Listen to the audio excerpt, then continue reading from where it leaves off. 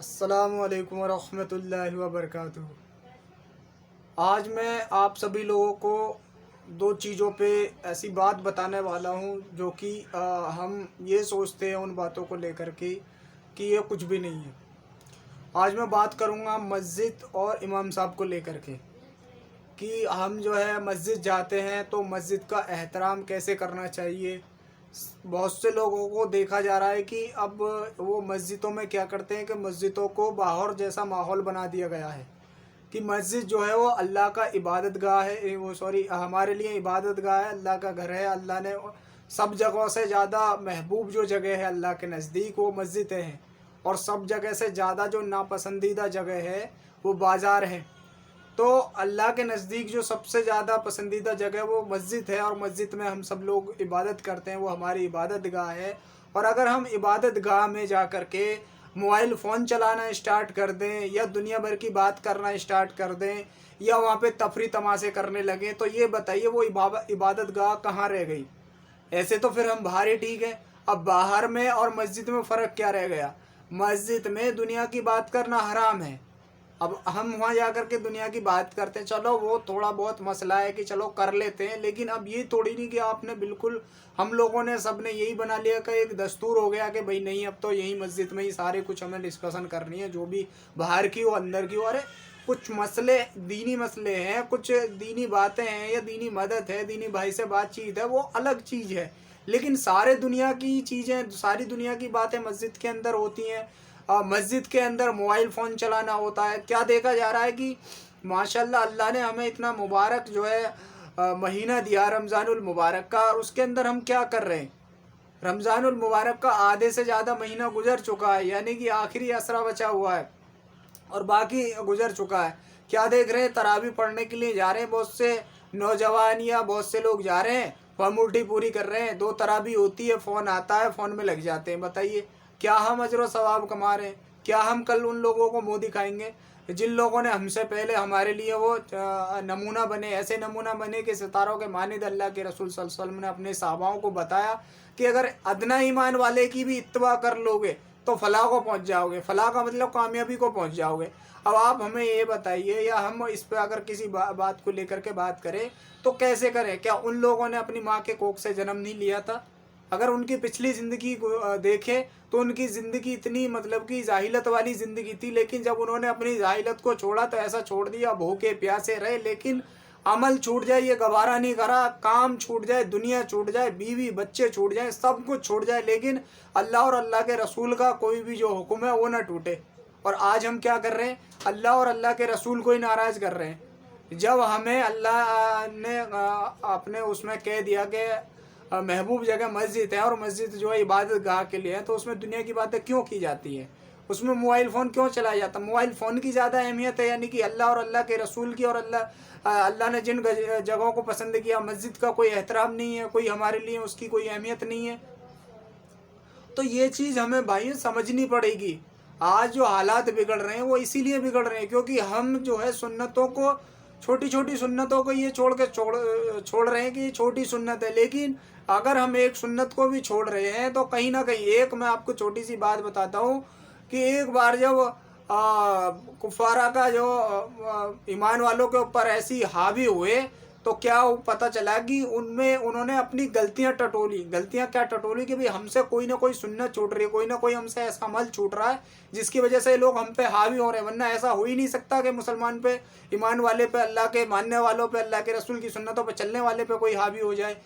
तो क्या देखा कि उनकी एक सुन्नत छूट रही थी। सुन्नत क्या थी कि वो मिसवाक की सुन्नत थी, वो मिसवाक नहीं कर रहे थे। जैसे ही उन्होंने मिसवाक करना शुरू किया तो पता ये लगा कि जो लोग इतने बड़े मजमे में आ रहे थे, इतनी बड़ी तादाद को लेकर के आ रहे थे, इतने बड़े हमले को करने के लिए आ रहे थे, जब उन्होंने देखा कि भाई ये लोग तो जो है मिसवाक से दांतों को जो है मतलब साफ कर रहे हैं या घिस रहे हैं, तो अल्लाह ने उनके अंदर ऐसा खौफ डाला कि उन्होंने सोचा कि भाई ये अपने जो है दांतों को पहना रहे हैं और ये हमें इस बार नहीं छोड़ेंगे, ये कच्चा चबा जाएंगे। तो ऐसा खौफ डाला, वो सारे के सारे जो वहाँ से फरार हो गए। तो ये है भाई सुन्नत। सुन्नत का रौब है ये। एक सुन्नत छोड़ने से और एक सुन्नत करने से कितना बड़ा फ़र्क पड़ता है। तो हम कोई भी छोटी मोटी सुन्नत को जो है ये समझ के ना छोड़ें कि ये छोटी सुन्नत है। हम अगर पुराने जो अल्लाह के रसूल सल्लल्लाहु अलैहि वसल्लम ने जो तरीका बताया, अगर आज भी हम उस पर चलेंगे तो इंशाअल्लाह ताला उम्मीद है कि इंशाअल्लाह ज़रूर कामयाब होंगे। और मेरे भाइयों, दूसरी गुजारिश, दूसरी दरख्वास्त उन लोगों से है जिन लोगों के पास अल्लाह का दिया हुआ माल दौलत है, जेबो जीनत है, शोहरत है, सब कुछ है, लेकिन जो है वो अब देखा ये जा रहा है कि जो है वो लोग एक मतलब कि घमंडी टाइप के हो गए हैं, या ये मतलब कि वो लोग ऐसे हो गए हैं, ये लोग ऐसे हो गए हैं कि वो पैसे देने को जो अच्छा नहीं समझते, या मतलब सदका ज़कात करना, खैरात करना, ये जो है अच्छा नहीं समझते। तो मैं आपको थोड़ी सी आपकी नॉलेज में डाल दूँ। माशाल्लाह आप सभी लोग मुझसे ज़्यादा जानते होंगे, लेकिन मैं बस अपना टूटा फटा जैसा ही मुझे जानकारी है उसी के मुतालिक मैं आपसे बात कर रहा हूँ। छोटा भाई समझ के कोई गलती हो जाए तो माफ़ कर देना। जैसा कि आपने क़ारून का वाक़या सुना है, नमरूद का वाक़या सुना है, फ़िरौन का वाक़या सुना है। तो मूसा अलैहिस्सलाम के टाइम में जो बादशाह था क़ारून, उसका क्या था कि उसने जो है ज़कात को मना कर दिया कि मैं ज़कात नहीं दूंगा, मैं गरीबों को नहीं दूंगा, मैंने कमाया है, सारा माल दौलत मेरा ही है। तो अब आप ये लगाइए, जब उसका आखिरी वक्त आया तो आखिरी वक्त क्या था उसका, अल्लाह के रसूल मूसा अलैहिस्सलाम पे इल्ज़ामात लगवाए पैसे दे करके एक औरत से। औरत को जो उन्होंने कहा कि भी अगर तू सच्ची है तो तुझे वास्ता है अल्लाह का, बता क्या बात है सच। तो उसने सच्ची बात बताई, क्योंकि अल्लाह से तो हर कोई हर चीज़ डरती है अल्लाह से, क्योंकि मरने के बाद उसी के सामने पेशी होनी है मेरे भाइयों। वहाँ हम क्या मुँह दिखाएंगे। अभी हम पैसे और माल दौलत या जो मकान या बिल्डिंगें या शोहरत हमारे पास है उसके घमंड में कितने दिन मेरे भाई ऐसा टाइम चल रहा है कि वक्त का कोई भरोसा नहीं है। अगर आज हम इन चीज़ों को अहमियत नहीं देंगे, इन चीज़ों को नहीं समझेंगे, तो वक्त एक दिन ऐसा आएगा आँख बंद हो जाएंगी और सारा कुछ जितना भी माल दौलत धन दौलत जितनी भी ताकत है सब कुछ धरा रह जाएगा। भाई कुछ नहीं हो सकता। जो काम आएगा वो यही आएगा जो अपने अल्लाह को राज़ी करने वाले अमल किए हैं। तो मेरे भाइयों इस चीज़ को समझो। वक्त चल रहा है, इस टाइम मस्जिदों में तरावियाँ हो रही हैं, तरावी होने के बाद कुरान शरीफ पूरे हो रहे हैं। तो जिन लोगों को अल्लाह ताला ने अच्छा खासा दिया उनसे दरख्वास्त करता हूँ कि अपने हैसियत के मुताबिक ज़्यादा से ज़्यादा जो है उनको हदिया नजराना पेश करें, ताकि उसमें जो अजर व सवाब बढ़े, आपको अजर व सवाब मिले, आपकी जो मेहनत है, आपका जो पैसा है वो आपको मिले। क्या मिलेगा कि अल्लाह एक के बदले में 10 दे रहा है, और रमज़ानुल मुबारक में कितना दे रहा है ये मुझे नहीं पता। इंशाअल्लाह बढ़ चढ़ के ही मिलेगा। एक का 70 भी मिल सकता है आपको, एक का 70 से 1 लाख भी मिल सकता है। तो मेरे भाइयों यकीन अगर हमारा पुख्ता होगा तो इंशाअल्लाह ज़रूर देगा। अल्लाह ताला वादा कर रहा है कि जो ये नियत करके देगा कि मैं जो अल्लाह को राज़ी करने के लिए दे रहा हूँ, और ये अल्लाह के रसूल सल्लल्लाहु अलैहि वसल्लम ने कहा है, सुन्नत समझ के दे रहा हूँ, तो इंशाअल्लाह ताला दुनिया में भी उसका अजर व सवाब मिलेगा, और उसको दुनिया में भी देखने को मिलेगा। और आखिरत में उसका जो ज़ख़ीरा होगा, वो जिस दिन उस ज़ख़ीरे का जो उसको अजर व सवाब को देखेगा तो उस दिन ये तमन्ना करेगा कि काश मैंने ये चीज़ और ज़्यादा की होती। तो सभी से दरख्वास्त है कि जो है देखिए मेरे भाइयों, हम सब लोग आज मस्जिद में नमाज़ पढ़ रहे हैं तो इमाम साहब के पीछे पढ़ रहे हैं, और कल आखिरत के दिन भी अगर हम खड़े होंगे तो इमाम साहब के पीछे ही खड़े होंगे। जो भी हमारे मस्जिद के इमाम हैं उनका हमें एहतराम करना चाहिए, उनकी इज़्ज़त करनी चाहिए। और जो इसकी जो ज़िम्मेदारी है, बेहतर ये है कि अपनी तरफ से ही ये देखो, ये जो चीज़ है ये मुझे भी थोड़ी सी गलत लगती है, आपको भी लगती होगी, दुनिया में और भी लोग देखते हैं। तो ये सही नहीं लगता कि लोग घर घर जा कर के इमाम साहब के नजराने के लिए, हदिया के लिए आप सभी लोगों से जा कर के दरख्वास्त करें कि भी आप अपने उससे उनके लिए हदिया नजराना पेश करें।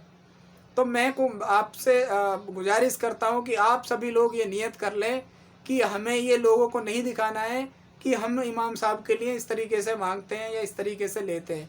हमें अपनी तरफ से, हम हर एक ईमान वाले को ये चाहिए कि वो जो है मतलब अपनी तरफ से ये कोशिश करे कि इमाम साहब को जा कर के दे, या इमाम साहब का जो जिम्मेदार है वो जा कर के दे। और इसमें एक बेहतर चीज़ ये करनी है, आप सभी लोगों को मशवरे में बैठना है और ये चीज़ तय करनी है, क्योंकि देखा ये जा रहा है कि जो लोग इस चीज़ को के हैंडलर हैं, जो इस चीज़ को हैंडल करते हैं या संभालते हैं, इसकी जिम्मेदारी लेते हैं, कि पैसा ज़्यादा आता है और वो लोग इमाम साहब को कम देते हैं।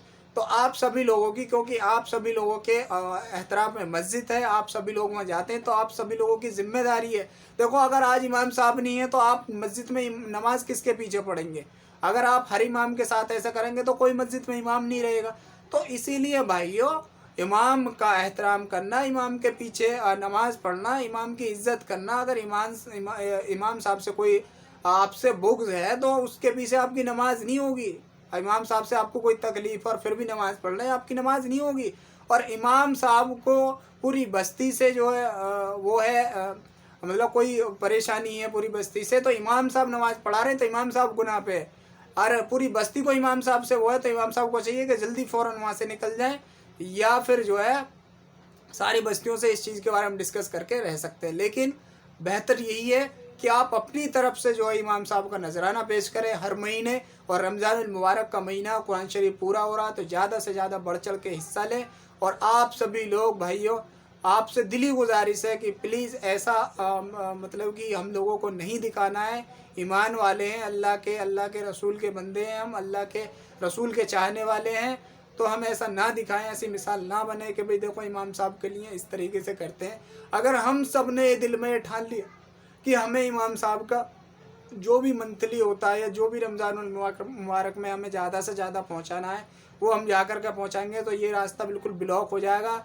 दूसरी चीज़ कि जो हम पैसे दे रहे हैं वो उसके लिए एक डायरी लिखें, डायरी बनाएं, और उस डायरी में जितने भी लोग पैसे दे रहे हैं उन सब के पहले नाम आ जाए और नाम के आगे सबके पैसे चढ़ाते जाएं। इसी तरीके से हर महीने करें तो कभी भी पैसे का वो नहीं हो सकता जो कहते हैं कभी पैसे में जो घपला हो रहा है, इसमें जो है मतलब कि धोखाधड़ी हो रही है, लोगों ज़्यादा दे रहे हैं या कम दे रहे हैं। तो ये आप सभी लोगों की, हम सभी लोगों की रिस्पॉन्सिबिलिटी है कि इसमें जो है इस चीज़ को लागू करें कि पैसे लिखें सबके, और जिस दिन पैसे इमाम साहब को दिए जा रहे हैं उस दिन उस लिस्ट को सुना भी सकते हैं या लगा भी सकते हैं कि भाई इन लोगों ने इतने इतने पैसे दिए, ताकि हम सभी लोगों के दिल के अंदर का जो मैल है, जो खटक है, वो ख़त्म हो जाए। क्योंकि ये चीज़ ख़त्म नहीं होगी तो मेरे भाइयों, हम लोगों की नीयत यही रहेगी कि भाई हम इमाम साहब को कल दे देंगे, परसों दे देंगे। इसी तरीके से टाइम निकलता रहता है। लोगों की जो एक दो फिक्रमंद साथी है उनको यही रहता है कि पता नहीं पैसे आएंगे नहीं आएंगे।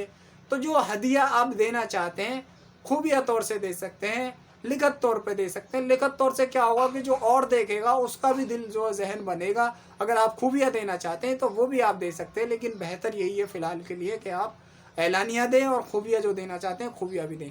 तो आप सभी लोगों से दरख्वास्त है कि इन सब चीज़ों की जो कुछ मैंने इसमें कहा है उन सब चीज़ों की जो है इसमें फ़िक्र लेनी है इन चीज़ों की। और जो नौजवान साथी हैं उन सभी से कहना चाहता हूँ कि मेरे भाइयों, ईमान से जुड़ें, दावत से जुड़ें। अगर हम आज दावत में नहीं होते, दावत हमारे पास नहीं पहुँची होती, तो आज हम इतना कुछ नहीं कर रहे होते। तो दावत के काम को या दावत को लेकर के बिल्कुल भी इसमें वो ना करें। और सबसे बड़ी चीज़ कि आपस में जो ये चीज़ है ना, ये इसको ख़त्म कीजिए। कोई भी चीज़ है मसल बैठ करके किसी के अंदर बुराइयों से एकांत में बैठा करके समझाइए, एक साथ मशवरे में या कहीं भी एक साथ उसको मतलब कि इन सब चीज़ों के बारे में मत कीजिए। क्योंकि एक साथ अगर आप मशवरे में 4 लोगों के सामने किसी की बेइज्जती या कोई ऐसे अल्फाज बोलते हैं तो उसको बुरा लगता है, हमें भी बुरा लगता है। तो कोई भी चीज़ गलत देख रहे हैं उसे एकांत में जा कर के उसको समझाइए, ताकि जो है वो हमारी गलती है या उसकी गलती है वो सब लोग उसको सुधार सकें। तो बस मैं यही कहना चाह रहा हूँ आप सभी लोगों से कि इस चीज़ को ख़त्म कीजिए, मेल मोहब्बत में आइए। इंशाअल्लाह ताला एक दिन सर बुलंद होंगे। अल्लाह ताला ने ईमान वालों को खलीफा बनाया है। सर बुलंद तुम ही रहोगे, खलीफा तुम ही रहोगे, बशर्ते कि अपने ईमान पर पूरे पूरे रहो। कोई भी मसला अटकता है, कोई भी चीज़ है, उसमें ये देखो अल्लाह और अल्लाह के रसूल का तरीका क्या है और उससे हल करो। अपने दुनियावी चीज़ों से उसको हल मत करो। इंशाअल्लाह ताला ज़रूर कामयाबी मिलेगी। आशा करता हूँ, उम्मीद करता हूँ वीडियो पसंद आई होगी। अगर वीडियो पसंद आई तो प्लीज़ लाइक कीजिए, शेयर कीजिए और कमेंट बॉक्स में अपनी राय लिखना बिल्कुल मत भूलिएगा। ऐसी और वीडियोज़ के लिए चैनल को ज़रूर सब्सक्राइब कर लीजिएगा। अस्सलामु अलैकुम व रहमतुल्लाहि व बरकातहू।